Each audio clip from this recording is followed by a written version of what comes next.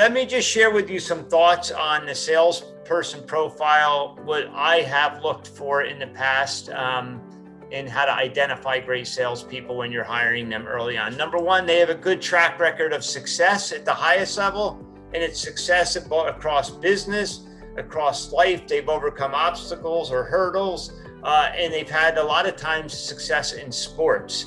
They're aggressive, yet they're very humble and grounded. They're charismatic, they're likable, they have a nice user interface with customers. They can start to build a relationship with a customer very quickly, because in sales, you only get a first impression once. Sales is a tough profession. It's the only profession that gets measured every day, every week, every month, every quarter, every year. And it's black and white. Did you hit your number or not? So I like to ask people for their performance. Share with me the exact performance over the last 5 years that you had. So ask for results.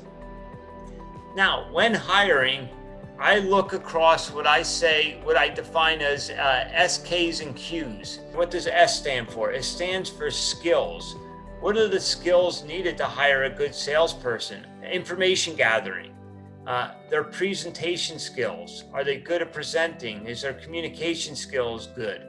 Very, very important. Do they listen well? There's a reason we have 2 ears and 1 mouth. We should listen more than we talk. We have 2 inputs. Gather information, listen, and then present back to your customers.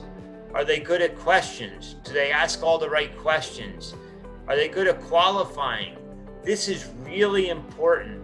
Salespeople love to try to figure out a way to get a customer into the pipeline, when in reality, a lot of times they shouldn't even be someone we're chasing. In fact, it inflates your pipeline. You're going after things that will never convert into an outcome, but people just hold on to things very long because they think they can get the customer to buy something, when in fact they have no budget, they have no authority, and they have no really respect in the organization. If that's the case, why are you wasting time? Why are they in the pipeline? So qualifying is a really important sales skill.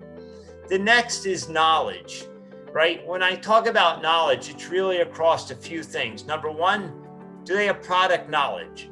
Are they understanding of the product that you have as a founder and as a company? And can they sell it in the market? What's their knowledge of the market? Do they understand the industry that they're becoming part of? Do they understand the competition and what the competitive environment looks like? So knowledge is really important to understand when it comes to hiring a salesperson. And then the Q is qualities. What do I mean by qualities? These are more about the core of the person. What are they about? What drives them? What motivates them? Are they good at problem solving? As you interview salespeople, find out what motivates them, what drives them. Figure out, do they have a great attitude or not? Salespeople have to have a great attitude. They have to be able to accept failure. They have to be able to overcome objections because you get told no more than you get told yes. To do that, you have to have a great attitude. You have to operate and run with a sense of urgency.